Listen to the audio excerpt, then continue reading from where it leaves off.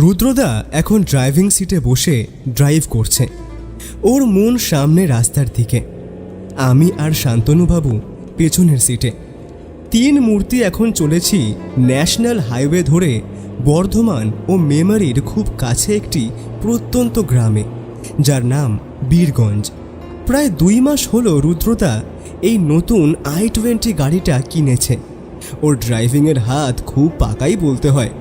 কিন্তু কলকাতার শহরের সেই বড় বড় ইমারতের কাঠামো ছাড়িয়ে যখন বের হলাম, চোখের সামনে খোলা সবুজ মাঠ ভেসে উঠল। আমাদের গাড়ির জানালা দিয়ে বেশ ভালো ঠান্ডা বাতাস আসছিল। আমরা বুক ভরে বাইরের গ্রামের হাওয়া নিজের ভেতরে নিলাম। আমরা শহরের মানুষ, এইরকম সুন্দর দৃশ্য আর পরিশুদ্ধ বাতাস পাবো কোথায়? তিন মূর্তি এটা ওটা নিয়ে গল্প করতে করতে এগোচ্ছি। আমার মন তখনও পড়ে আছে বরাবরের মতো বাইরের দিকেই। চারিপাশে তখন প্রকৃতির সৌন্দর্য যেন আমাকে মন্ত্রমুগ্ধ করে রেখেছে। চারিপাশে এত সবুজের সমারোহ যে মনটা এমনি চাঙ্গা হয়ে ওঠে। মাঠে চারিপাশে দেখা মিলছে প্রান্ত বিস্তৃত সবুজ ধানের ক্ষেত। যত দূর চোখ যায় শুধু সুদূর বিস্তৃত বন, জঙ্গল আর মাঠঘাট।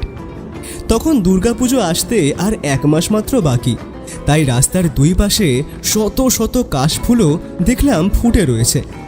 শান্তনুবাবু দেখি বাইরের দৃশ্য দেখে মুগ্ধ হয়ে একটা গান গুনগুন করছেন মনে মনে। গ্রাম ছাড়া ওই রাঙা মাটির পথ আমার ভুলায় রে।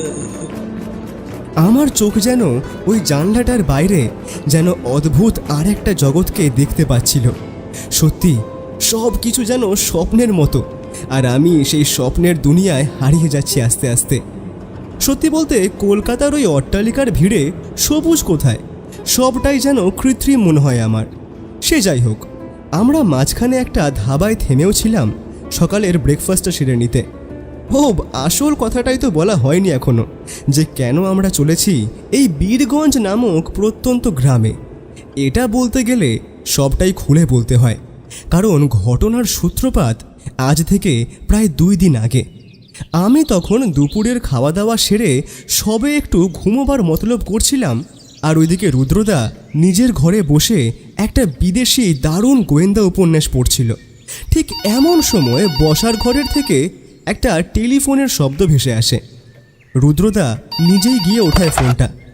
তবে প্রায় মিনিট 15 ধরে কী যে কথা বলল কিছুই বুঝতে পারলাম না। তবে এটা যে কোনো একটা নতুন কেসের হাতছানি সেটা আন্দাজ করতেই পারছিলাম। আমি রুদ্রদাকে তৎক্ষণাৎ জিজ্ঞেস করি যে ব্যাপারটা কি। তবে সে তখন বলতে চায়নি। তার কারণ অবশ্য একটাই, সে দুপুর নাগাদ শান্তনুবাবুকে টেলিফোন করে বিকেলে আসতে বলে। ভদ্রলোক এখন সবে পুলিশের চাকরি থেকে রিটায়ারমেন্ট নিয়েছেন, তাই মেজাজটা বেশ ফুরফুরে, বেশ খোশ মেজাজেই আছেন বলতে হয়। সন্ধ্যার সময় আসছেন বলে বেশ বড় বড় সাইজের সিঙ্গারা নিয়ে এসেছেন, সাথে আবার একটা টক মিষ্টি চাটনি। ভদ্রলোক তারই আনা একটা সিঙ্গারায় একটা কামড় মেরে বললেন, তা মশাই, হঠাৎ তলব কোনো নতুন কেস নাকি? আমি বাবা এখন ঝাড়া হাত পা, তাই যেখানেই যেতে বলবেন সাথে ঝুলে পড়ব। তবে আসল ঘটনাটা কি ওটা আগে জানা দরকার। যাক, আপনি তবে হ্যাঁ বললেন, একটু নিশ্চিত হওয়া গেল।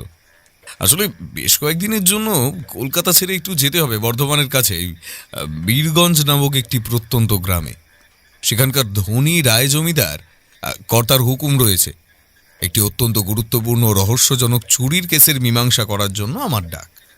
শান্তনুবাবু একটু অবাক হয়ে বললেন, জমিদারি তো কবে উঠে গেছে বলে শুনেছি মশাই, তবে উনি আবার কিসের জমিদার? গ্রামগঞ্জের খবর তেমন একটা রাখা হয় না আমার। তবে আসলে আপনি যেমনটা ভাবছেন তেমনটা নয়, কিন্তু জমিদারি প্রথা উঠে গেলে ওই ধরনের প্রত্যন্ত অঞ্চলে আগের জমিদারদের প্রভাব এখনও একই রকম আছে। কারণ সেই অঞ্চলের বেশিরভাগ জমির মালিকানা তাদের কাছেই রয়ে গেছে। তার উপর গ্রামের বেশিরভাগ মানুষ ভাগচাষী, তাই তারা তাদের অধীনেই কাজ করে। এই জমিদারি উঠে গেলেও ক্ষমতা আর প্রতিপত্তির জেরে তারা এখনও সেই রকমই সম্মান পান। তার উপর তাদের 2 বিঘা জমির উপর মস্ত জমিদার বাড়ি, প্রায় 150 বছরেরও পুরনো। তাদের আপনি জমিদার না বলে কি বলতে চান শান্তনুবাবু? শান্তনুবাবু এবার একটু ঘাড় নাড়িয়ে সম্মতি জানিয়ে বললেন, আচ্ছা, এবার বুঝতে পেরেছি। হ্যাঁ, আপনি মশাই কি চুরির কথা বলছিলেন, সেটা এবার বলুন। হ্যাঁ, কোথায় ছিলাম যেন আমি?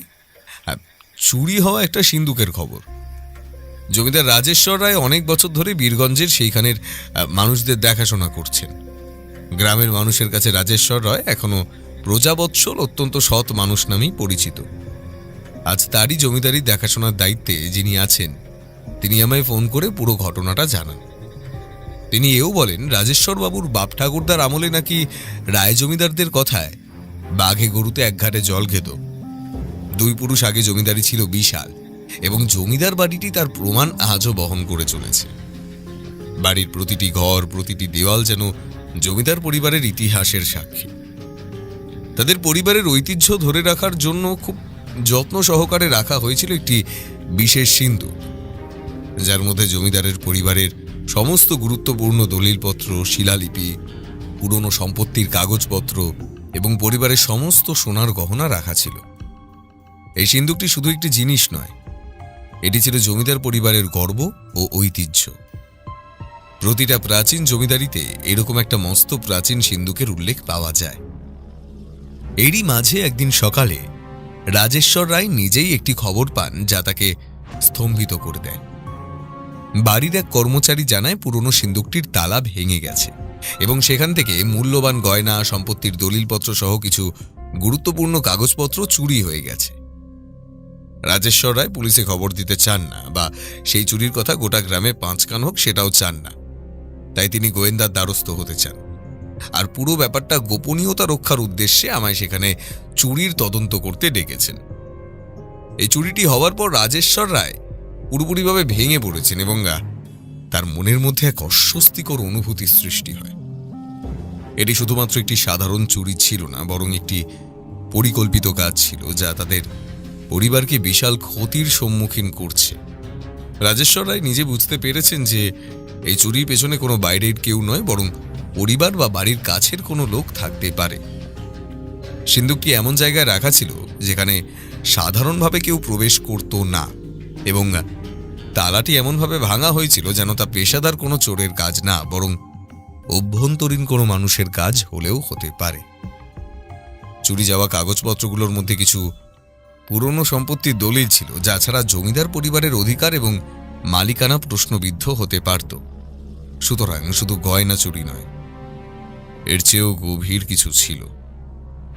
কোনো ভদ্রলোক এও বলেন যে রায় জমিদারদের ঐতিহ্য, তাদের ভবিষ্যৎ সবকিছু এখন সংকটে। তাই যত তাড়াতাড়ি সম্ভব আমাদের সেই বাড়িতে পৌঁছানো প্রয়োজন। আগেই বলে রাখি, যিনি ফোন করেছিলেন তিনি দেবদত্ত দাস।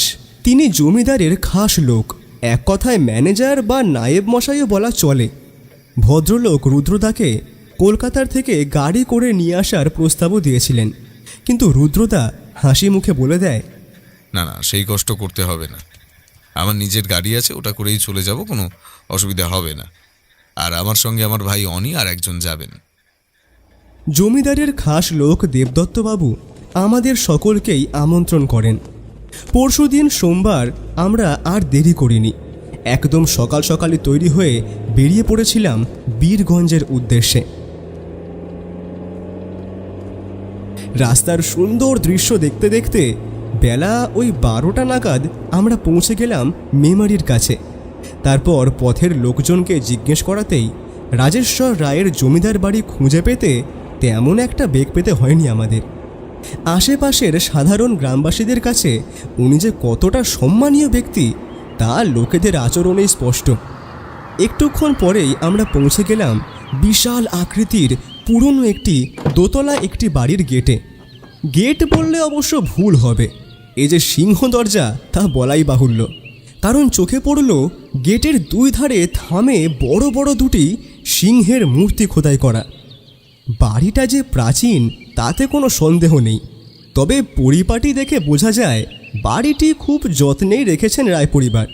আর সেইখান দিয়ে সামনের ছোট একটা বাগান পেরিয়ে সামনে চোখে পড়ল নুড়ি পাথর বেছানো পথ, আর বাড়ির নিচে দুখানা গাড়িও দেখলাম দাঁড়িয়ে রয়েছে, বেশ পুরনো দিনের দামি গাড়ি। বাইরের একজন দারোয়ান জাতীয় লোক আমাদেরকে দরজা দেখিয়ে দিল, আর সেই দরজা পেরোতেই আমাদেরকে অভ্যর্থনা করলেন দেবদত্তবাবু। আসুন আসুন রুদ্রবাবু, পথে আসতে আশা করি আপনাদের কোনো অসুবিধা হয়নি। বসুন বসুন, আমি কিছু জল খাবার দেওয়ার কথা বলি, আপনারা ততক্ষণে জিরিয়ে নিন। তার কোনো দরকার নেই দেবদত্তবাবু, আমরা এই রাস্তায় একটা ধাবায় হালকা খাবার খেয়েছি, তাই আমাদের নিয়ে চিন্তা করার কোনো কারণ নেই। তবে আমি যে কাজের জন্য এখানে এসেছি, অর্থাৎ রাজেশ্বরবাবুর সঙ্গে আগে দেখা করতে চাই। অবশ্যই, রায়বাবু হয়তো এখন লাইব্রেরি ঘরেই আছেন আশা করি। আপনারা আসুন। বাড়িটায় চারিদিকে ছড়িয়ে রয়েছে দামি দামি আসবাবপত্র আর বিলেতি ফুলদানি। বাড়ির প্রতিটা ঘরে ঝুলছে একটি করে ঝাড় লণ্ঠন। কিছু কিছু জায়গায় দেওয়ালে যেন হরিণের শিং টিংও চোখে পড়ল। আপাত দৃষ্টিতে যা দেখলাম, বলাই যায় এই জমিদার বাড়ির অবস্থা এখনও বেশ অবস্থাপন্ন। দোতলায় সিঁড়ি দিয়ে উঠে আমরা প্রবেশ করলাম একটা বড় ধরনের ঘরে। সেই ঘরের চারদিকে থরে থরে সাজানো রয়েছে অসংখ্য বই, আর তার মধ্যেই একটি বড় রাজকীয় কাঠের চেয়ারে মাথা হেলিয়ে বসে বই পড়ছেন একজন মানুষ। দেখে যা বুঝতে পারলাম, তার বয়স প্রায় 60-এর কাছাকাছি। মাথার বেশিরভাগ চুলই সাদা। কম বয়সে যে ভদ্রলোকের দারুণ স্বাস্থ্য ছিল তা আর বলে দিতে হয় না। আমরা আসছি দেখে সেই ভদ্রলোক উঠে দাঁড়িয়ে আমাদেরকে নমস্কার জানিয়ে বললেন, তুমি আশা করি রুদ্র, তোমার যে এতটা কম বয়স হবে এটা ধারণা করতে পারিনি। খবরের কাগজে তোমার বুদ্ধির প্রশংসা আমি পেয়েছি। সে যাই হোক, দেবদত্ত টেলিফোনে সবটা তোমায় বলেছে মনে হয়। রুদ্রদা হেসে বলল, হ্যাঁ, উনি সবটা বলেছেন ঠিকই, তবে আমার কিছু প্রশ্ন ছিল, সেইগুলো জানতে পারলে আমার একটু সুবিধা হবে। অবশ্যই, তুমি যা জানার সবটাই জিজ্ঞেস করো। রুদ্র, তোমায় শুধু অপরাধের তদন্তই করলে হবে না, বরং সেই ঘটনা বা ঘটনার পেছনে থাকা মনস্তত্ত্ব ও উদ্দেশ্য সম্পর্কে গভীরভাবে চিন্তা করতে হবে। কোনো রহস্য যেন অদৃশ্য না হয়, কারণ এর সাথে জড়িত আছে রায়বংশের ভবিষ্যৎ আর সম্মান। সেই সিন্ধুকে এমন কিছু নথি ছিল যা খারাপ কোনো লোকের হাতে গেলে তারা এই সম্পত্তি যে কোনো সময় মালিকানা দাবি করতে পারে। দলিল কথা বলে, এটা তোমরা ভালো করে জানো। আরও বহু পারিবারিক গোপন সম্পদ লুকোনো ছিল তাদের। তোমার যত টাকা চাই আমি দিতে রাজি রুদ্র, তবে সিন্ধুকের হারানো সমস্ত জিনিস আমার চাই। রুদ্রদা চিন্তিত গলায় বলল, আমি আমার মতো চেষ্টা করব সেই সমস্ত মূল্যবান সম্পদ, সিন্ধুকের বাকি জিনিস উদ্ধার করার। তবে তার আগে আমাকে সিন্ধুক কোন ঘরে রাখা ছিল সবটা দেখতে হবে, আর আপনার বাড়ির সমস্ত সদস্যদের সঙ্গেও কথা বলে দেখতে হবে।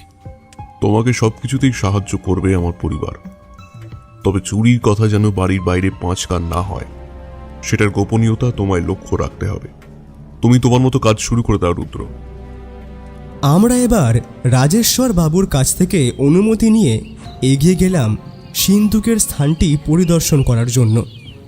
দেবদত্ত বাবুই নিয়ে গেলেন আমাদের সেই ঘরের কাছে। ঘরটা দোতলায় অন্দরমহলের ঠিক মাঝখানে অবস্থান করছে। এই ঘরটি যেন বাড়ির সমস্ত ঘরের থেকে অনেক বেশি আলাদা, কারণ এখানে অবস্থান করছে বহু পুরনো জমিদারি আসবাব। যে মস্ত একটা কাঠের রাজপালঙ্ক রাখা রয়েছে তার নকশা অভূতপূর্ব। এসব জিনিস কোনো জমিদার বাড়িতেই শোভা পায় বটে। আর সব থেকে আশ্চর্য হলো, ঘরের মধ্যিখানে অবস্থান করছে মস্ত বড় একটি লোহার সিন্দুক। সেটিতে বহু অন্যান্য ধাতুর নকশার দ্বারা শিল্পকলা ফুটিয়ে তোলা হয়েছে। আর সিন্দুকের ওপরের দেওয়ালে সজ্জিত সযত্নে রাখা একটি অসাধারণ সুন্দর বাঘছাল, আর সেটি যে কোনো কালে শিকার করা হয়েছে তা সহজেই অনুমান করা যায়। এছাড়াও বহু রং বেরঙের পাথর দ্বারাও সেই সিন্দুক সজ্জিত। আর এত বড় সিন্দুকের মধ্যে অবস্থান করছে একটি লোহার তালা, সেটি আপাতত খোলা রয়েছে। বাইরে বাড়ির সিংহ দরজায় তো আসার সময় 2 জন দারোয়ান চোখে পড়ল। তবে বাইরের লোক কিভাবে সেই ঘরে প্রবেশ করে এই চুরি করলো সেটা বুঝতে পারলাম না। দেবদত্তবাবু বললেন, রুদ্রবাবু, আপনারা দেখতেই পাচ্ছেন এই ঘরের এত সুন্দর সাজসজ্জা আর পরিপাটির কারণ হচ্ছে এটাই ছিল বড় কর্তার ঘর, অর্থাৎ রাজেশ্বর রায়ের পিতা জমিদার প্রতাপ রায়ের কক্ষ। তিনি আমাদের ছেড়ে চলে গিয়েছেন আজ থেকে 5 বছর আগে। তারপর থেকে এই ঘর সেই রকমই পড়ে আছে। তবে রাজেশ্বরবাবু মাঝে মাঝেই এসে ঘুরে যান এই ঘরে। বাড়ির লোকের এই ঘরে আনাগোনা নেই বলে এই সিন্দুকের অবস্থান পরিবর্তন করা হয়নি। রুদ্রদা ভালো করে পুরো ঘরটা প্রথমে পায়চারি করে এদিক ওদিক দেখে নিল। তারপর এগিয়ে গেল সিন্দুকের দিকে। তালাটি ভেঙেছে বললে ভুল হবে, কারণ সেখানে সেটি যে কোনো নকল চাবি দিয়ে খোলা হয়েছে তা সহজেই আন্দাজ করা যায়। রুদ্রদা সিন্দুকের আশেপাশের পুরো বিষয়টি মনোযোগ দিয়ে খুঁটিয়ে খুঁটিয়ে দেখে একটা অদ্ভুত ব্যাপার আবিষ্কার করল। সিন্দুকের ঠিক বাম পাশে নীল রঙের কিছু একটা দাগ লক্ষ্য করা যাচ্ছে, আর সেটা যে কোনো ফাউন্টেন পেনের কালি তা সহজেই আন্দাজ করা যায়। তবে দাগটি সম্পূর্ণ শুকিয়ে গিয়েছে। রুদ্রদা সেটি দেখে দেবদত্তবাবুকে জিজ্ঞেস করল, আচ্ছা দেবদত্তবাবু, রায় জমিদারদের এত মূল্যবান সম্পদ যখন এই ঘরে একটি সিন্দুকে রাখা ছিল, তবে এখানে কোনো পাহারার বন্দোবস্ত করা হয়নি কেন? আর এই বাড়িতে কি কেউ ফাউন্টেন পেন ব্যবহার করেন? আর কি বলি, প্রথমত ঘরটির অবস্থান বাড়ির ঠিক মধ্যেখানে, যাতে সব সময় সেটি বাড়ির মানুষের চোখের সামনে থাকে। তার উপর বাইরের গেটে দারোয়ান মোতায়েন রয়েছে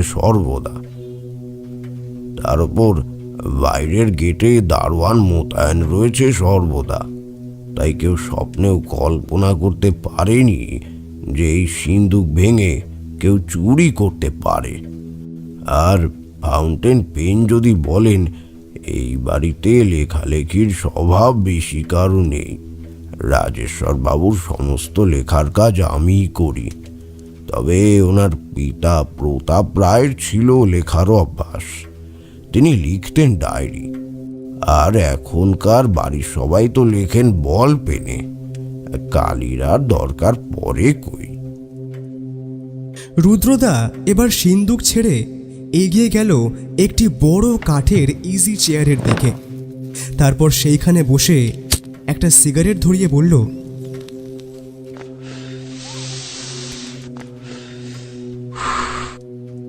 বাড়ির সকলের সঙ্গে আমার একটু কথা বলা দরকার, তবে একসঙ্গে নয়। বাড়ির প্রত্যেকজনকে আমি আলাদা আলাদাভাবে জেরা করতে চাই, ইনক্লুডিং চাকর এবং দারোয়ান। আর এই ঘরটা বেশ নিরিবিলি আর ফাঁকা। আমি আর অনি এই ঘরে এখন আছি। আপনি একজন একজন করে পাঠিয়ে দিন দেবদত্তবাবু। আর আপনিও কিন্তু সন্দেহের বাইরে পড়েন না। তাই না না, সে আর বলতে, আপনি আমাকেও যা জিজ্ঞেস করার করতে পারেন। আর বাড়ির লোক এক একজন করে পাঠাচ্ছি আমি, দাঁড়ান। ভদ্রলোকের গলার স্বর শুনে মনে হলো রুদ্রদার কথা শুনে একটু মন খারাপ হয়েছে। তিনি হয়তো ভাবতেও পারেননি যে রুদ্রদা ওকেও সন্দেহের চোখে দেখবে। কিন্তু গোয়েন্দা তখন সবাইকেই তার চোখ সমানভাবে জরিপ করবে। ভদ্রলোক বেরিয়ে গেলেন ঘর থেকে, আর ঠিক তার 2 মিনিটের মাথায় ঘরের বাইরে একজন মহিলার কণ্ঠস্বর শুনতে পেলাম। এনার গলার স্বর শুনে আন্দাজ করা যায় ইনি রাজেশ্বর রায়ের স্ত্রী, অর্থাৎ জমিদার গিন্নি। তিনি আসতেই রুদ্রদা ওনাকে বসতে বলল। মহিলার বয়স ওই 45-এর কাছাকাছি হবে, তবে বয়সের ছাপ একটু যেন বেশি স্পষ্ট।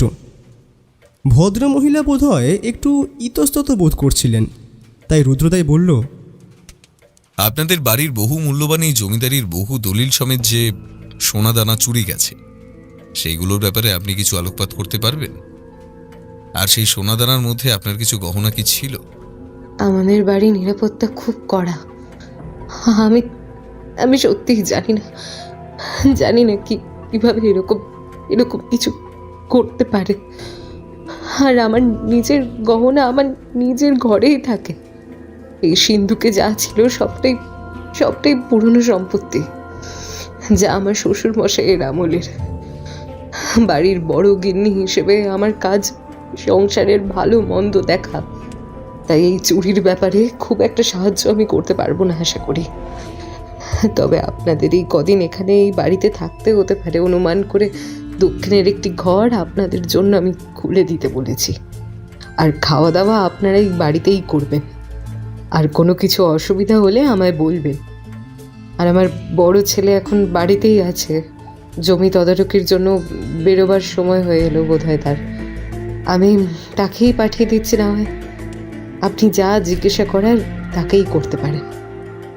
ভদ্রমহিলা বেরিয়ে যেতেই আমরা একটু অপেক্ষা করবার সঙ্গে সঙ্গেই জমিদার বাবুর বড় ছেলের আগমন ঘটল। এনার নাম প্রকাশ রায়। বেটে খাটো, গায়ের রং ফর্সা, আর গলার স্বর শুনে এনাকে একটু শান্ত গোছের বলেই মনে হলো। আর জানা গেল ভদ্রলোক পড়াশোনা করেছেন বিলেতে। তারপর রাজেশ্বর রায় নিজের ছেলের হাতে জমিদারির দেখাশোনার দায়িত্ব ও তদারকির ভার তুলে দিয়েছেন। আচ্ছা প্রকাশবাবু, আপনি কি মনে করেন আপনার বাবার কোনো শত্রু আছে, বা এই চুরিটা কে করতে পারে আপনার কোনো ধারণা আছে? দেখুন, শত্রু বলতে ঘরের শত্রু না বাইরের সেটা আমি বলতে পারবো না, কারণ আমার ছোট ভাইকে আমি ততটা ভরসা করি না।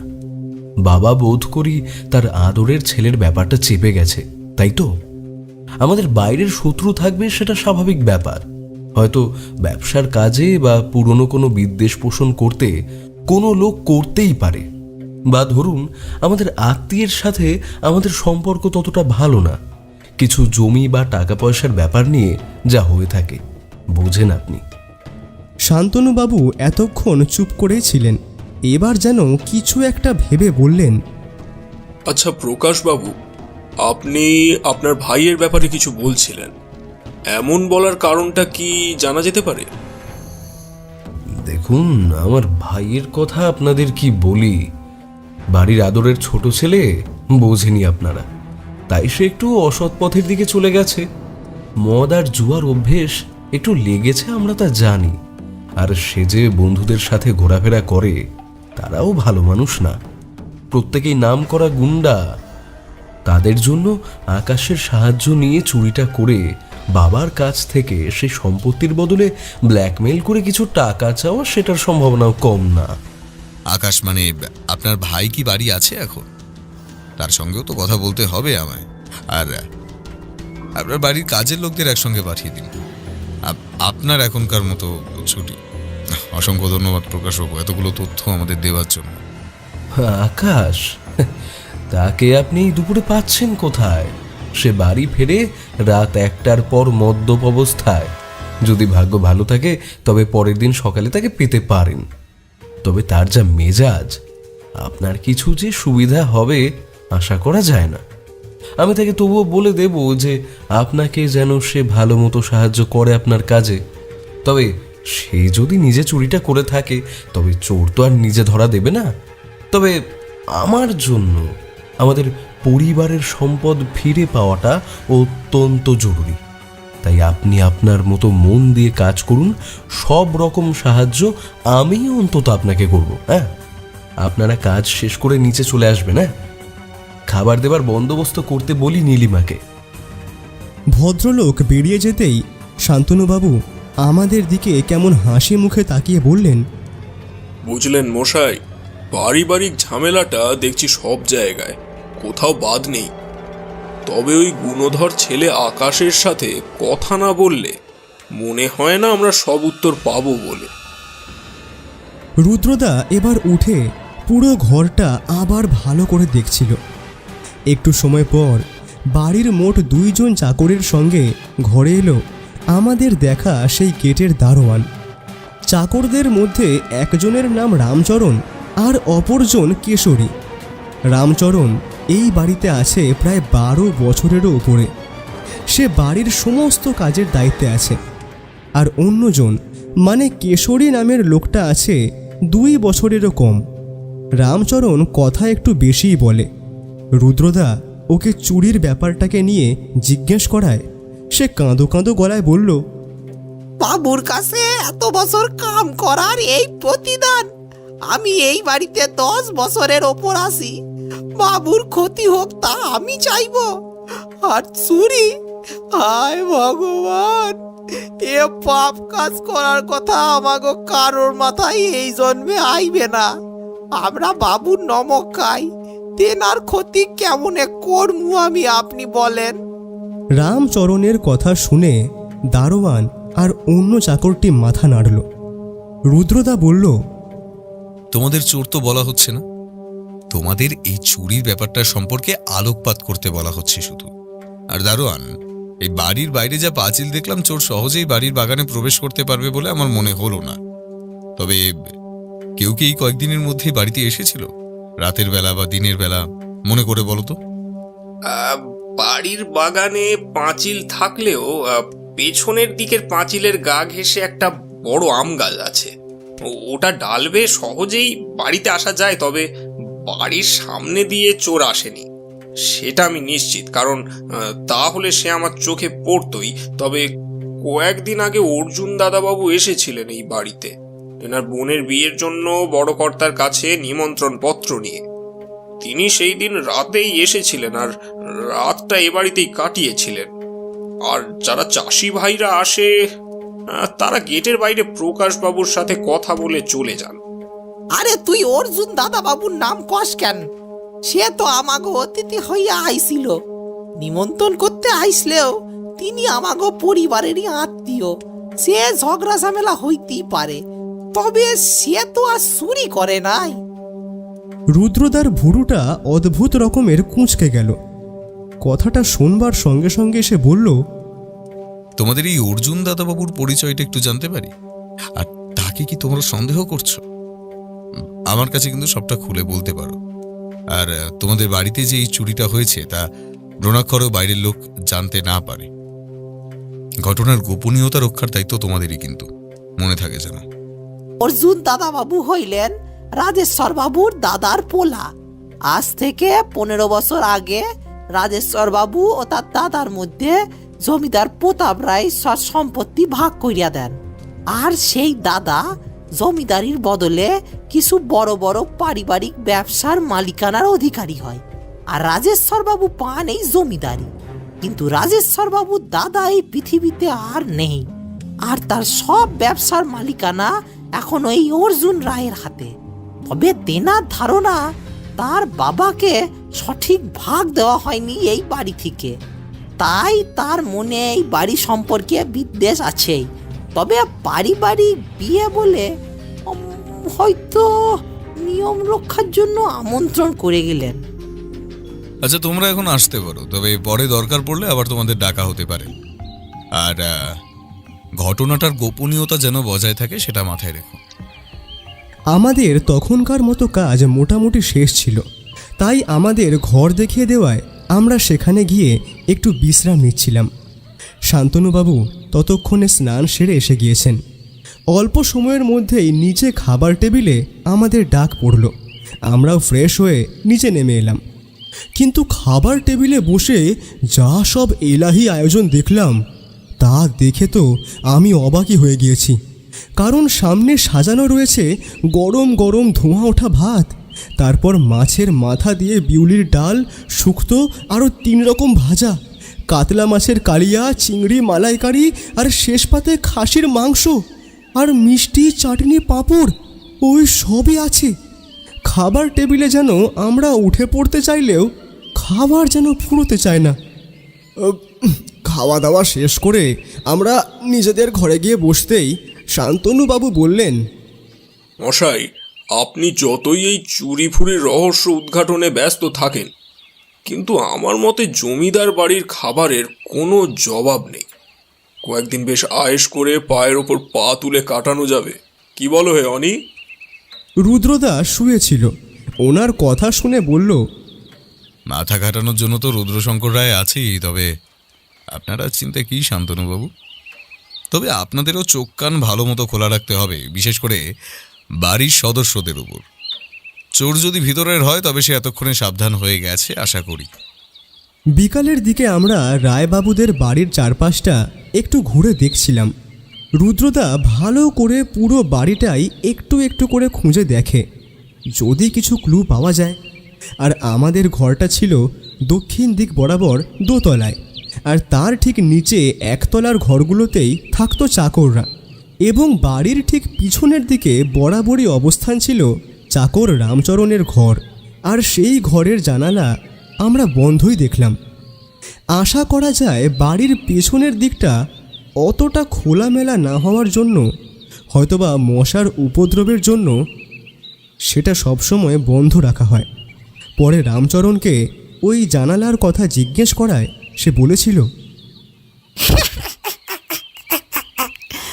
ও বাবু, ওই দিকটা বাড়ির পেছন দিক, বড়ই অন্ধকার, একটা বড় আম গাছ আর সাথে জঙ্গলে ভরা থাকে বেশিরভাগ সময়।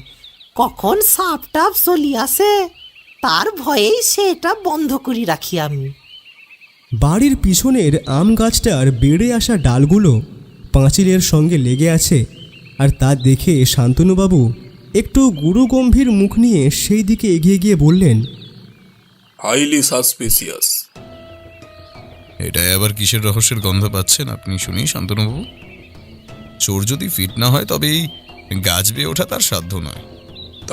তা ঠিক মশাই, তবে ধরুন যদি এ পারের লোক ওই পারে গেল চুরির মালপত্র নিয়ে, সেটাও তো হতে পারে।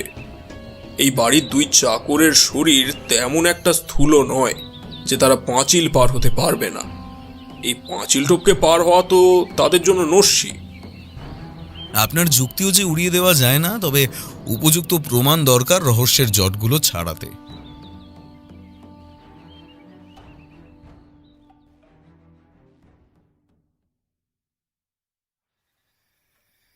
সন্ধ্যার পর আমরা রাজেশ্বর বাবুর কাছে বসে ওনার জমিদারির বিভিন্ন ঘটনা শুনলাম এবং নানান শিকারের অভিজ্ঞতাও শুনলাম।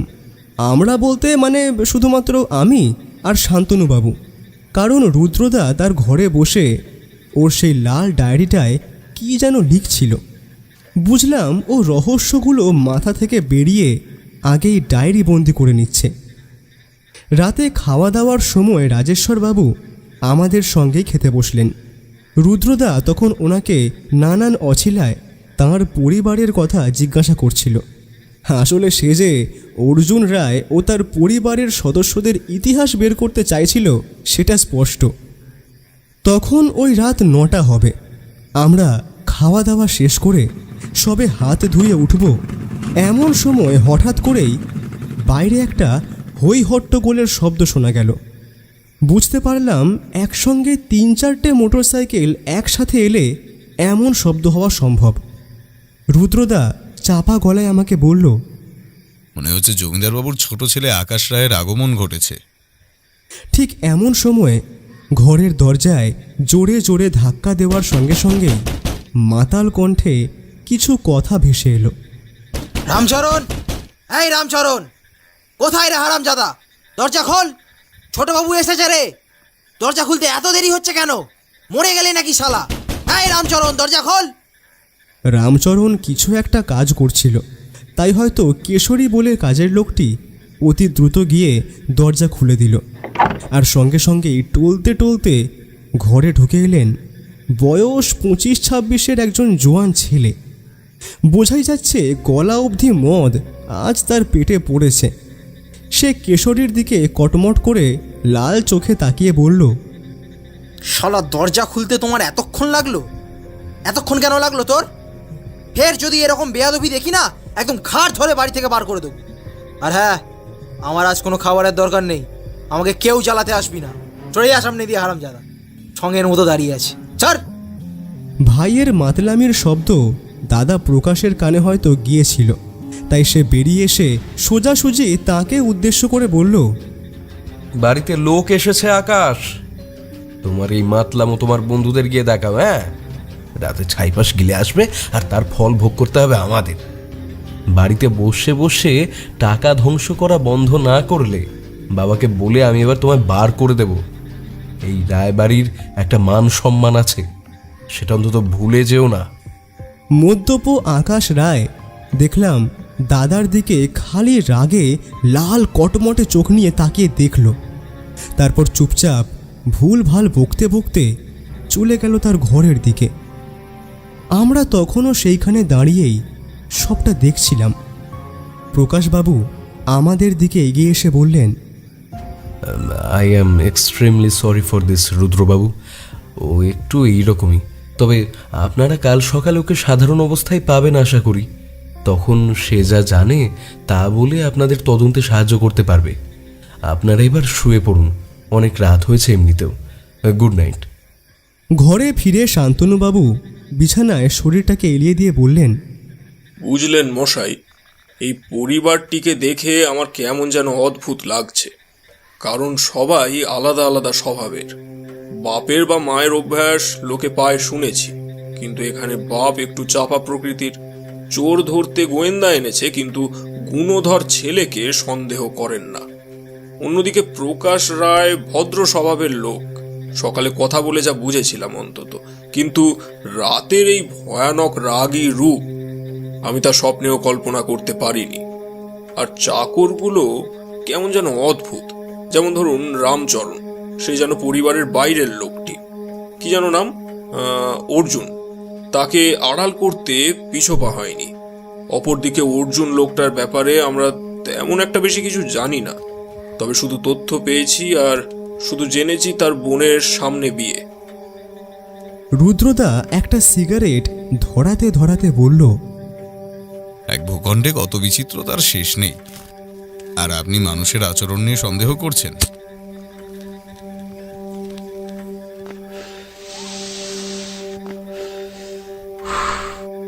তবে আমি একটা জিনিস আজ বিকালে লক্ষ্য করেছি, যেটা হয়তো রহস্যের মোড় অন্যদিকে ঘুরিয়ে দিতে পারে।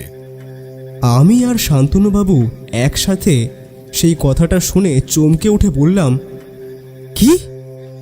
রুদ্রদা হাসি মুখে বলল, আজ যখন রামচরণের ঘরের নিচের জানালাটা আমি পরীক্ষা করছিলাম, তখন হঠাৎ লক্ষ্য করি সেখানে কাঠের পাল্লার নিচে পুরো ধুলোর আস্তরণ কিছুটা সরে গিয়েছে।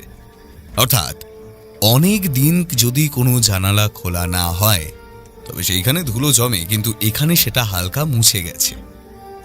তার মানে রুদ্রদা তুমি বলতে চাইছো জানালাটি এর মধ্যে রাত্রিবেলা কোনো একদিন খোলা হয়েছিল, আর হয়তো বাড়ির কোনো লোকই চোরকে চুরি করতে সাহায্য করেছিল, তাই তো?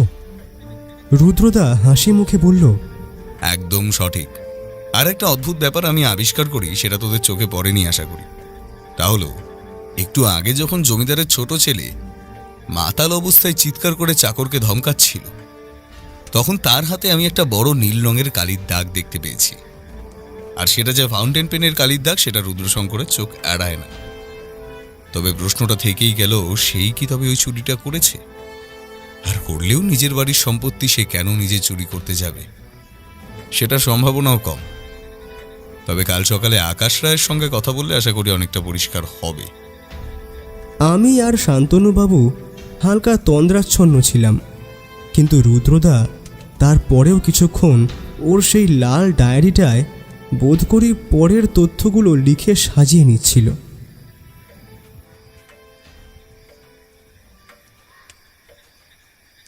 কখন যে সকলে গভীর ঘুমে আচ্ছন্ন হয়ে পড়েছিলাম তা নিজেও বলতে পারবো না।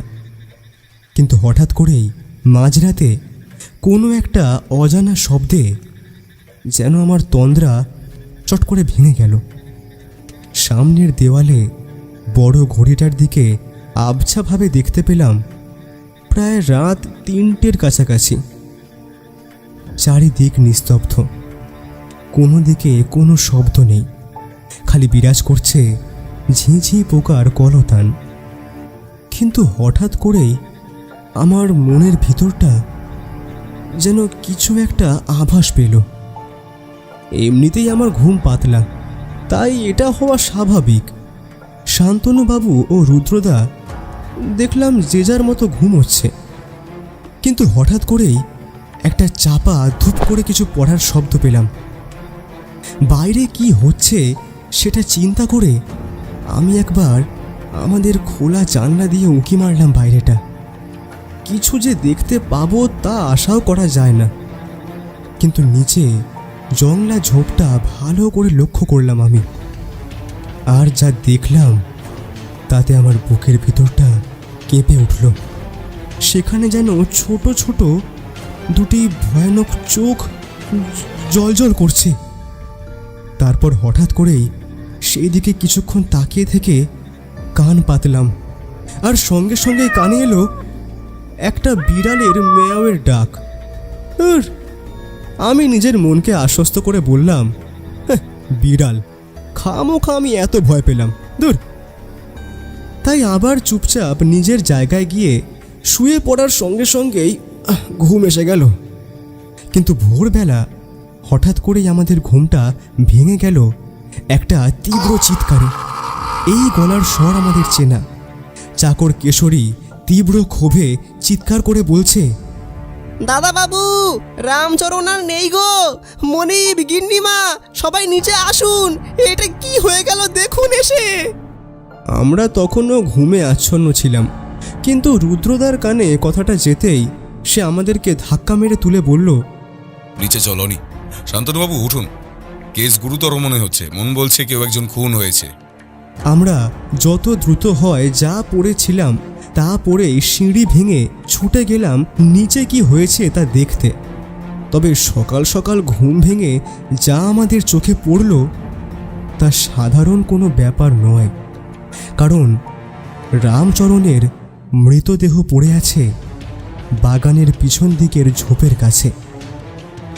তার চোখ দুটো ঠিকরে বেরিয়ে আসছে, আর মুখের অবস্থা এতটা শোচনীয় যে সহজেই অনুমান করা যায় কোনো কিছু দিয়ে শ্বাসরোধ করে পরিকল্পিতভাবে এই খুনটা করা হয়েছে।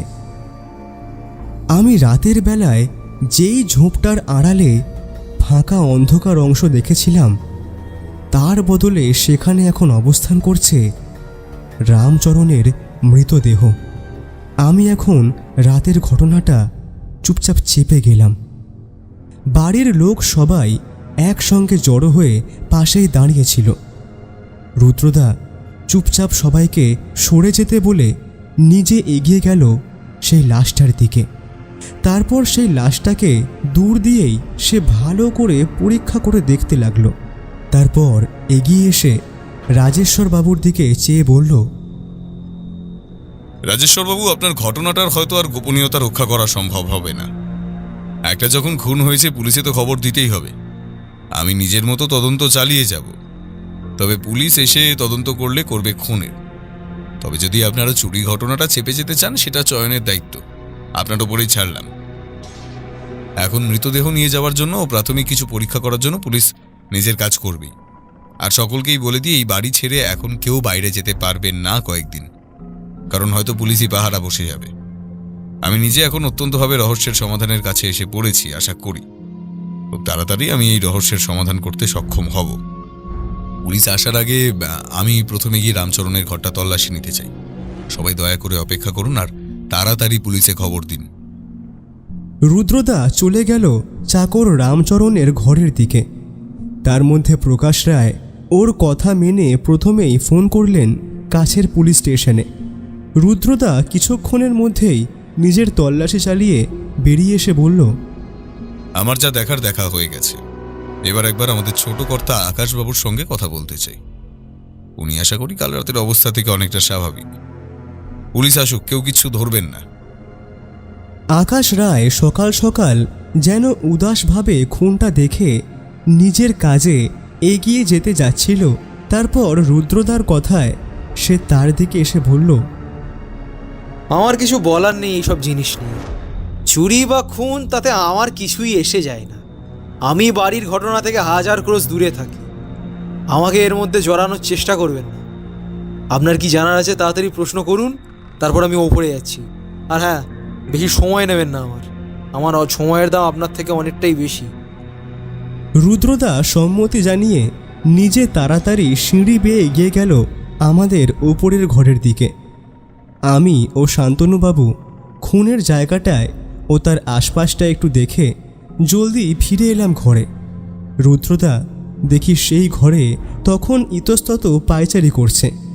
বুঝতে পারলাম ও এখন সর্ববিশেষ চিন্তিত।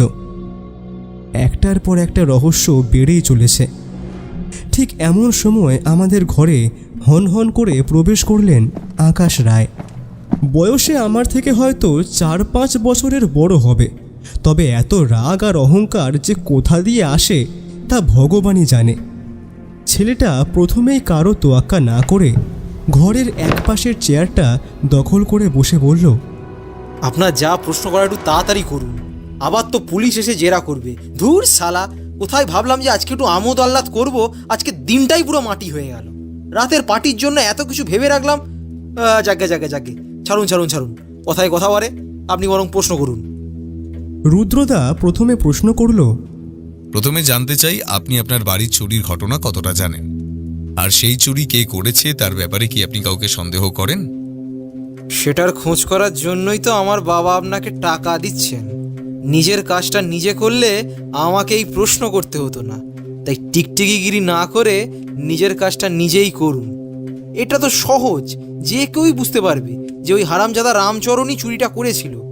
আর চোরাই মাল পাচার করার সময় যাকে পেরেছে তাকেই পাচার করেছে, সেই তাকে মেরে দিয়ে চলে গেছে। ব্যাস, সিম্পল লাইক দ্যাট।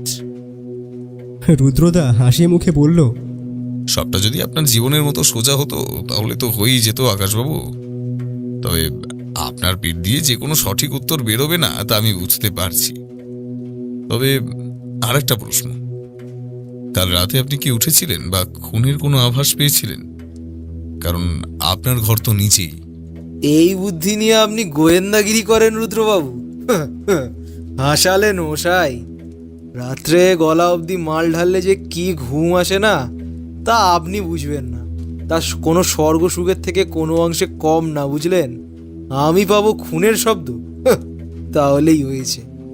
আশা করি আপনার সব প্রশ্নের উত্তর আমি ভালোভাবেই দিয়েছি। যাই হোক, চললাম। ছেলেটা যেমন মেজাজে এসেছিল সেইভাবেই হন হন করে বেরিয়ে গেল। রুদ্রদা আমাদের দিকে তাকিয়ে বলল, টাকার গরম যে মানুষকে পশুতে পরিণত করে তা শুনেছিলাম, আজ দেখেও নিলাম।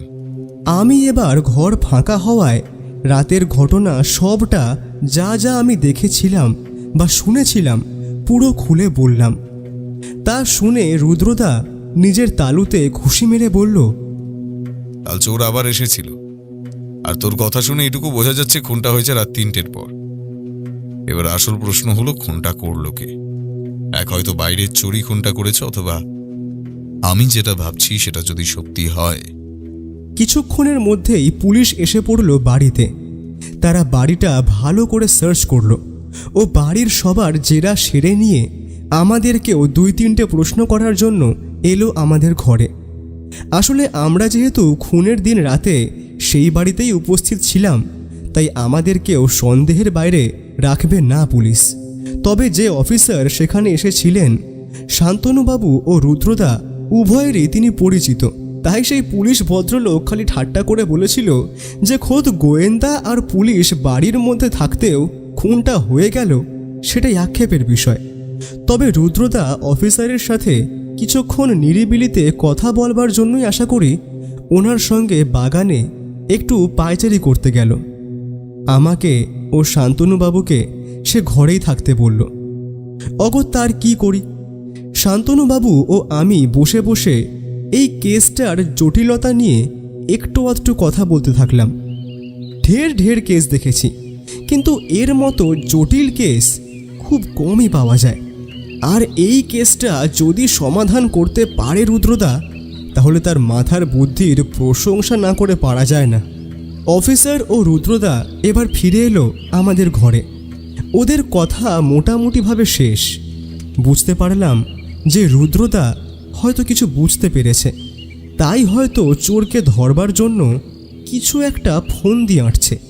আর এখন তা যে কি, আমি বা শান্তনুবাবু আমাদের কেউই জিজ্ঞেস করলে তার উত্তর মিলবে না। তাই অগত্যা রুদ্রদার দিক দিয়ে কি আদেশ আসে সেইটার অপেক্ষা করা ছাড়া আমাদের কিছু করার নেই। রুদ্রদা কি বলল বলতে পারবো না, তবে কিছুক্ষণের মধ্যেই মৃত লাশ বাড়ি থেকে পুলিশের গাড়ি করে নিয়ে যাওয়ার সঙ্গে সঙ্গেই বাড়ির মধ্যে সমস্ত যারা পুলিশ পাহারায় ছিল তারাও দেখলাম চলে গেল। সাধারণত সর্বদা যে বাড়িতে খুন হয় সেখানে পুলিশ পাহারায় বসবে, এটাই নর্মাল ব্যাপার। তবে রুদ্রদার বুদ্ধির পরিচয় আমরা আগেও বহুবার পেয়েছি, তাই ও রহস্যের জট খোলা অবধি অপেক্ষা করতে হবে। আর পুলিশ বারবার বলে গিয়েছে যেন এই 2-3 দিনের মধ্যে বাড়ির বাইরে কেউই বাড়ি ছেড়ে কোথাও বাইরে যাওয়া চলবে না। রুদ্রদা আজ সারাটা দিন আমাদের ঘরের বাইরে অথবা ঘরের ভেতরে কিছুক্ষণ পায়চারি করে কাটিয়েছে। ও যে এই কেসটা নিয়ে অত্যন্ত স্পষ্টভাবে ভাবছে তা তার ভাবভঙ্গি দেখেই স্পষ্ট। বিকালের দিকে সে একবার আমাদের দিকে তাকিয়ে বলল, মোটামুটি আশা করা যাচ্ছে আজ রাতে কিছু একটা ঘটবে। বাড়ির লোককে কিছু বলতে হবে না। যদি আমার অনুমান সঠিক হয় তবে সে আসবে আশা করি। আর একবার আসা মানে সে ধরা পড়তে বাধ্য। আর তার বন্দোবস্ত আমি ভালো মতোই করে রেখেছি। আমার চোখ ততক্ষণে উজ্জ্বল হয়ে উঠেছে। তার মানে আজ হয়তো আমাদের রাত জাগতে হতে পারে অপরাধীকে ধরার চেষ্টায়। আমরা সারাটা দিন ঘুণাক্ষরেও কাউকে বুঝতে দিলাম না আমাদের পরিকল্পনাটা। তার কারণ অবশ্য রুদ্রদাই। শুধু সারাটা দিন অপেক্ষা করছিলাম কখন রাত হবে। এখন প্রায় 12:30টার কাছাকাছি। বাড়ির সবার রাতের খাওয়া দাওয়া শেষ। এতক্ষণে সবাই ভালো মতো ঘুমিয়েও পড়েছে আশা করা যায়। রাত যখন প্রায় 1টার কাছাকাছি, হঠাৎ করেই এমন সময় রুদ্রদা আমাকে আর শান্তনুবাবুকে তুলে দিয়ে বলল, চলুন, তৈরি হয়ে নিন, রাত এখন গভীর, কেউ কোথাও নেই। চোর বাবাজির আসার জন্য এটা সঠিক সময়। আমরা এখন অপেক্ষা করব নিচের পাঁচিলের কোণে অন্ধকার লক্ষ্য করে। আমরা অত্যন্ত নিশ্চুপভাবে বাড়ির পিছনের দালান পেরিয়ে পিছনের দিকের দরজা খুলে এগিয়ে গেলাম বাগানের দিকে। বাগানের মধ্যে এদিক ওদিক ইতস্তত ছড়িয়ে আছে বহু ঝোপঝাড়, কিন্তু রুদ্রদা তার মধ্যে সবথেকে বড় যে ঝোপটা আর যেখান দিয়ে পুরো বাগানটা ভালো করে লক্ষ্য করা যায় এবং আমরা তিনজনেই সহজে চুপচাপ করে বসতে পারি, তার জন্য একটা ঝোপ দেখিয়ে বলল, চল অনি, আমরা এখন ওই জঙ্গলের দিকে লুকিয়ে থাকি। কেন জানি না আমার মন বলছে চোর বাবা জীবন আসলে ওই দিক দিয়েই আসবে। আমরা এগিয়ে গেলাম সেই অন্ধকার ঝোপের অংশের দিকে। সব জায়গায় অল্প স্বল্প আলো থাকলেও সেই জায়গাটা যেন একটু বেশি অন্ধকার। আমি আর শান্তনুবাবু চুপটি করে ঘাপটি মেরে বসে রইলাম সেখানে। মুখে যে কোনো কথা হবে না সেটা আগেই বলা ছিল। কতক্ষণ যে ওইরকমভাবে ঘাপটি মেরে বসেছিলাম সেটা বলে বোঝাতে পারবো না। ওই অন্ধকার ঝোপের মধ্যে মশার যে কি উৎপাত তা আজ হাড়ে হাড়ে টের পাচ্ছি। সময় যেন কাটতেই চায় না। অন্ধকারের মধ্যে এক একটা মুহূর্ত যেন আমার কাছে 1-1 ঘন্টা ঠেকছিল। ঠিক রাত কটা হবে জানি না, তবে হঠাৎ করেই রাস্তায় কিছু কুকুরের ডাক শুনতে পেলাম। রুদ্রদা এবার একটু নড়ে চড়ে বসে আমার দিকে মুখে আঙুল তুলে দেখিয়ে দিল চুপ। সেই সময়টায় আমার মনের অবস্থা যে কি তা বলে বোঝানো দায়। বুকের প্রতিটা ধুকপুকানি যেন কানে স্পষ্ট শুনতে পাচ্ছি আমি। শান্তনুবাবু দেখলাম চুপচাপ মনে মনে হয়তো কোনো মন্ত্র জপ করছেন। ভদ্রলোক বহুবার বলেছিলেন অবশ্য যে তিনি ভূতে ভয় পান। হয়তো রাতের অন্ধকারে এই দুটোর সময় এমনভাবে অপেক্ষা করার অভিজ্ঞতাটা তার মনে বেশ ভয়েরই উদ্রেক ঘটিয়েছে। আমার একটু হাসি পেল বটে, কিন্তু সেটা বেমালুম চেপে গেলাম। সে যাই হোক, ঠিক এমন সময় আমার ভাবনায় বাধা ফেলে একটা টর্চের আলো যেন এগিয়ে এলো বাড়ির বাগানের আম গাছটাকে লক্ষ্য করে। আমরা স্পষ্ট দেখতে পেলাম একটা ছায়া মূর্তি আম গাছটার একটা অত্যন্ত মোটা ডাল বেয়ে অত্যন্ত সাবধানে লাফ মেরে প্রবেশ করলো বাগানে। সে গাছ দিয়ে পাঁচিল বেয়ে নিচে নামার সঙ্গে সঙ্গেই একটা ধূপ করে শব্দ শুনতে পেলাম।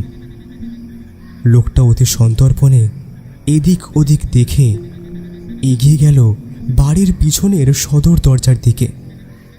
ছায়ামূর্তির পুরো শরীর যে কোনো কালো চাদর দিয়ে ঢাকা তা একদম স্পষ্ট।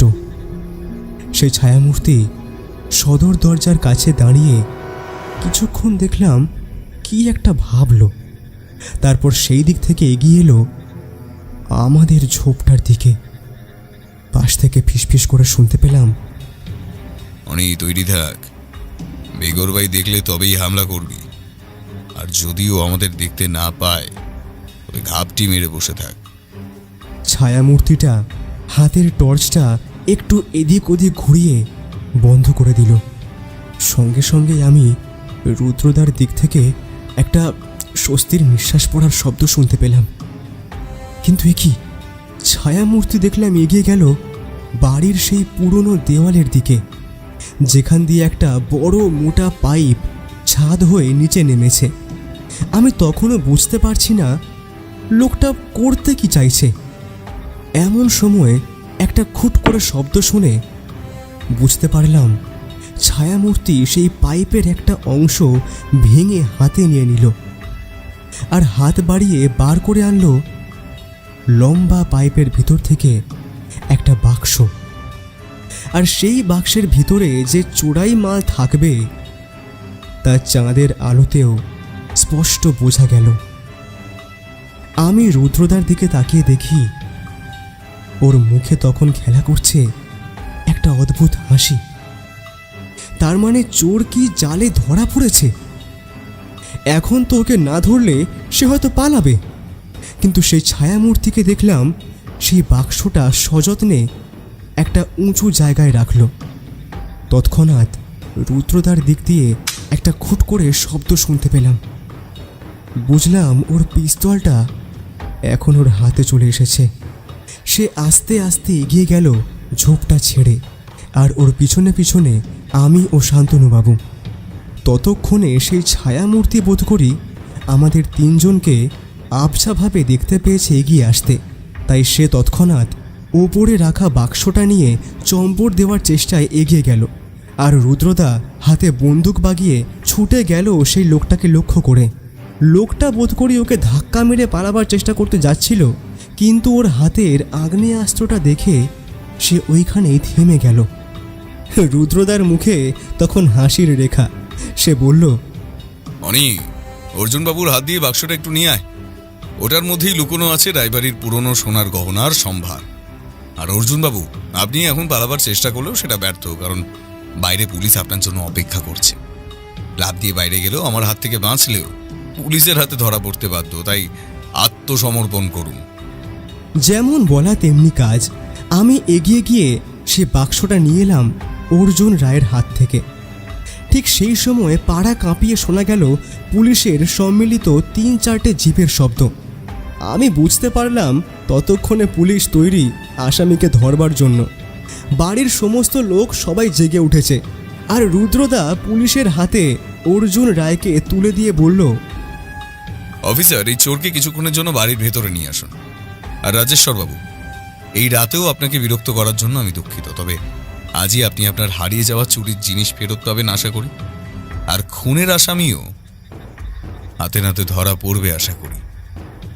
অর্জুন রায় হঠাৎ খুনের কথা শুনেই চিৎকার করে বলল, আমি চুরি করতে এসেছি, তবে খুন আমি কিন্তু করিনি। আমাকে খুনের দায়ে ফাঁসানোর চেষ্টা করবেন না। রুদ্রশঙ্কর রায় চাইলে এক্ষুনি আপনাকে খুন এবং চুরি দুটোর দায়ী অভিযুক্ত করতে পারে। তাই এখন আপনি চুপ থাকুন, তাতেই আপনার মঙ্গল। এখন শুধু আমি বলবো, সমস্ত রহস্যের কিনারা হয়ে গেছে, কিন্তু সবটাই আমার অনুমান মাত্র। আর সেই অনুমানের প্রমাণ আমার সঙ্গেই আছে। এক একটা করে রহস্যের জট আমি আপনার কাছে খুলব পরপর। কিছুক্ষণের মধ্যেই পুলিশ সহ বাড়ির সমস্ত মানুষ ততক্ষণে জড়ো হয়ে বসেছে রাজেশ্বর রায়ের জমিদার বাড়ির বৈঠকখানায়। এত বড় বৈঠকখানায় এত লোকের সমাগম যেন ঘরটাকে আজ আলাদা মাত্রা এনে দিয়েছে। তবে আমি জানি আজকের এই সভার মধ্যমণি স্বয়ং রুদ্রদা, কারণ ওই একটা একটা করে সব রহস্যের সমাধান করে সবার সামনে আনবে। রাত এখন প্রায় 3টের কাছাকাছি। বাড়ির সকলের চোখে এতক্ষণে ঘুম উবে গিয়েছে। বাড়ির চাকর থেকে দারোয়ান সবাই এখানে উপস্থিত। কিন্তু হঠাৎ করেই প্রকাশ রায় বেশ উত্তেজিত হয়ে বলে উঠলেন, আকাশ কোথায়? এই ওকে তো দেখতে পাচ্ছি না। হ্যাঁ, তার তো এখন এখানে উপস্থিত থাকার কথা। কথাটা শেষ হওয়ার আগেই বাইরের থেকে একটা উত্তেজনায় ভরা কণ্ঠ শোনা গেল। এই গলার স্বর আমরা ভালো মতোই চিনি, আকাশবাবুর। আমাকে ছেড়ে দে, সরে যা শালা হারামজাদার দল। আমার গায়ে হাত দেওয়ার এত বড় আস্পর্ধা হয় কি করে তোদের? শালা গিরগিটির দল। পুলিশ অফিসার এতক্ষণ চুপচাপ সবটা দেখছিলেন, কিন্তু এবার তিনি উঠে গিয়ে এক কড়া থাপ্পড় আকাশের গালে কষানোর সঙ্গে সঙ্গেই সে থেমে গেল। রুদ্রদা এবার উঠে বলল, রাজেশ্বরবাবু, এখন আপনার বয়স হয়েছে আমি মানছি, তবে আপনি আমাকে গোয়েন্দা হিসেবে যখন তলব করেছেন, সমস্ত সত্যতা আপনার জানা দরকার। নিজেকে শক্ত করুন। প্রথমেই আসি আমি আপনার বাড়ির চুরিতে, যেটার জন্য আমাকে এখানে ডেকে আনা হয়েছিল। আমি যখন এই বাড়িতে এসে প্রথম সিন্দুকটা দেখি, তখনই অনুমান করেছিলাম এই কাজ বাইরের লোকের কাজ হতে পারে না, কারণ সিন্দুকের তালা ভাঙা হয়নি, সেটার ছাপ তৈরি করে নকল বানানো হয়েছিল। আর সেই নকল চাবি বানিয়েছিল আপনাদের বহু বছরের পুরনো চাকর রামচরণ। সে আপনাদের বাড়িতে থাকলে অর্জুন রয়ের সঙ্গে তার ভালোই সম্পর্ক ছিল। আর আমি যখন আপনার এই গুণধর ছেলে আকাশ রায়ের কথা শুনি, তখন তাকে সন্দেহ করা শুরু করি। কারণ চুরি করার মোট 3 জনের কাছে সব থেকে বেশি সুযোগ ছিল। 1 রামচরণ, 2 আপনার ছেলে আকাশ, আর সেই সিন্দুকে রাখা নীল ফাউন্টেন পেনের কালির আকাশবাবুর হাতে আমি কাল রাতে দেখেছিলাম। তবে যে তিনি চুরি করতে পারেন তা ধরতে পারিনি। হঠাৎ করেই চুপ হয়ে থাকা আকাশ রায় চিৎকার করে বলে উঠল, মিথ্যে, মিথ্যে, সব মিথ্যে। আমাকে মিথ্যা হয়ে ভাসানো হচ্ছে। সেই রাতে সিন্ধুকের মাল আগেই বের করে নেওয়া হয়েছিল। সেখানে একটা জিনিসও অবশিষ্ট ছিল না। সোনা দানা, বাড়ির দলিল, একটা জিনিসও সেখানে ছিল না। চুরি আপনি করেননি আকাশবাবু, আপনার অপরাধের কথায় পরে আসছে। সবাইকে জানিয়ে দিই, চুরিটা করেছিল রামচরণ নিজে। আর সে চোরাই মাল পাচার করার জন্য ব্যবহার করেছিল তার ঘরের পেছনের দিকের জানালাটা। রামচরণ আগেই সবকিছু চুরি করে লুকিয়ে রেখেছিল তার নিজের ঘরে। প্রথম দিন চোর আসে, কিন্তু সে খালি নিয়ে যেতে পেরেছিল কিছু সোনার গয়না। তার মূল্য বোধ করি কম হবে না। কে, তাই তো অর্জুনবাবু? অর্জুন রায়ের মুখ দিয়ে তখন কোনো উত্তর বের হবে বলে আমার মনে হলো না। অগত্যা রুদ্রদা আবার শুরু করলো, এবার প্রথম দিন যখন সোনা চুরি করে অর্জুন রায় বাড়ির পেছনের দিকের দেওয়াল বেয়ে বেরিয়ে যায়, তাতে কোনো অসুবিধা হয়নি। কিন্তু সেই রাতে গহনা চুরি করতে গিয়ে সেখানে কিছু না পেয়ে আকাশবাবু কোনোভাবে বুঝতে পেরে যায় এই চুরি করেছে রামচরণ। তাই কাল মাঝরাতের দিকে আকাশবাবু প্রচণ্ড ক্ষোভ ও মদ্যপ অবস্থায় শ্বাসরোধ করে খুন করে রামচরণকে। আর কাল বাকি জমিদারির দলিলপত্র পাচার করার কথা ছিল রাতের বেলা অর্জুন রায়কে। কিন্তু রামচরণ তো মৃত, কে তাকে এই দলিল দেবে? তাই কাল রাতে অর্জুন রায়ের কার্যসিদ্ধি সম্পূর্ণ হয়নি। রাজেশ্বর বাবু নিজের ছোট ছেলে এইভাবে খুন করতে পারে তা তিনি স্বপ্নেও কল্পনা করতে পারেননি। কথাটা তিনি শোনার পরেই প্রচণ্ডভাবে ভেঙে পড়েছেন। তবুও রুদ্রদার দিকে প্রশ্ন ধেয়ে এলো প্রকাশ রায়ের দিক থেকে। সোনা চুরি গেছে, তা করেছে অর্জুন রায়, আর খুন করেছে আমার গুণধর ভাই। তবে একটা প্রশ্নের উত্তর এখনো এলো না কিন্তু রুদ্রবাবু। আমাদের রায় পরিবারের জমিদারির বহু মূল্যবান দলিলপত্র তবে কোথায় গেল? এই দলিল যে সে কাগজ নয়, সেটা আমাদের হাতছাড়া হলে যে কেউ আমাদের সম্পত্তির ওপর দাবি চেয়ে বসতে পারে। সেটা কোথায় রুদ্রবাবু? রুদ্রদা এবার একটা বাঁকা হাসি হেসে বলল, প্রকাশবাবু, আপনার চিন্তার এখানে কোনো দরকার নেই, কারণ সেই সমস্ত দলিল আর কাগজপত্র সযত্নে সরিয়ে রেখেছে এই রুদ্রশঙ্কর রায়। ওর কথা শুনে আমাদের মুখ ততক্ষণে হাঁ হয়ে গিয়েছে। তার মানে ও যখন পুলিশ আসবার আগে রামচরণের ঘরের তল্লাশি নিতে যায়, তখন সে সেইখান দিয়েই উদ্ধার করে সমস্ত কিছু, আর তা লুকিয়ে রাখে নিজের কাছে। আমি আমার ভাই অনির দিয়ে জানতে পারি খুনের দিন চোর অর্থাৎ অর্জুন রায় এসেছিলেন এই বাড়িতে সেই দলিলপত্র চুরি করতে, কিন্তু সেই দলিল তিনি পাননি। তাই আমি সেটা বুঝতে পেরে একটা ফাঁদ তৈরি করি, আর সেই ফাঁদে পা দেন স্বয়ং অর্জুন রায়। আমি পুলিশ অফিসারকে আগে থেকেই বলে রেখেছিলাম যাতে এই বাড়ির খুনের ঘটনা যেন পুরোপুরি গোপন রাখা হয়, আর বাড়িতে পুলিশই পাহারা রাখতে বারণ করে দিই, কারণ আমি জানতাম আজ রাতে অর্জুন রায় আবার আসতো সেই দলিল চুরি করতে। আর সেই সুযোগের অপেক্ষায় ছিলাম আমি। বাকিটা আপনারা ভালো মতোই জানেন। রাজেশ্বরবাবু একটু দাঁড়ান। রুদ্রদা সিঁড়ি বেয়ে তাড়াতাড়ি উপরে গিয়ে আমাদের ঘর থেকে কিছু কাগজপত্র এনে রাখলো রাজেশ্বরবাবুর সামনে। তারপর বলল, রাজেশ্বরবাবু, এই হলো আপনার সমস্ত দলিলপত্র, আর আপনার চোর আপনার সামনে। পুলিশের চোরাই সমস্ত সোনা ও আপনার সম্পদ বার করতে অর্জুন রায়ের দিয়ে বেশি সময় নেবে না আশা করি। আর খুন যখন হয়েছে সেটা আইনের আওতায় আসবেই। আকাশবাবুর মতো লম্পট ছেলেকে আপনি কেন যে লুকোবার চেষ্টা করছিলেন সেটা আমি বুঝতে পারলাম না রাজেশ্বরবাবু। যদি রামচরণ এই চুরি না করতো তবে সেই চুরি তো আপনার নিজের ছেলেই করত। ঠিক আছে, আমার কাজ এখানেই শেষ, আমরা এখন উঠি। অসংখ্য ধন্যবাদ। সেই দিন আমাদের কথা বলার সভা শেষ হতে হতেই প্রায় বেজে গিয়েছিল ভোর 4:30 কাছাকাছি। রুদ্রদা আর সেই বাড়িতে সেই দিন থাকা উচিত মনে করেনি, তাই আমরা সেই দিনই আমাদের গাড়ি চড়ে রওনা দিই কলকাতার উদ্দেশ্যে। তবে দীর্ঘ 1 সপ্তাহ পর আমাদের বাড়িতে একটা চিঠি আসে, আর সেটা লেখা জমিদার রাজেশ্বর রায়ের বড় ছেলে প্রকাশ রায়ের। তাতে তিনি তাদের পারিবারিক সম্পত্তির উদ্ধারের জন্য রুদ্রদাকে ধন্যবাদ জানিয়েছেন, আর খামের ভিতর তার সঙ্গে ছিল একটা বেশ মোটা অঙ্কের টাকা রুদ্রদার পারিশ্রমিক হিসেবে। রুদ্রদা চিঠিটা দেখে খানিক যেন নিজের মনে মনেই হাসল।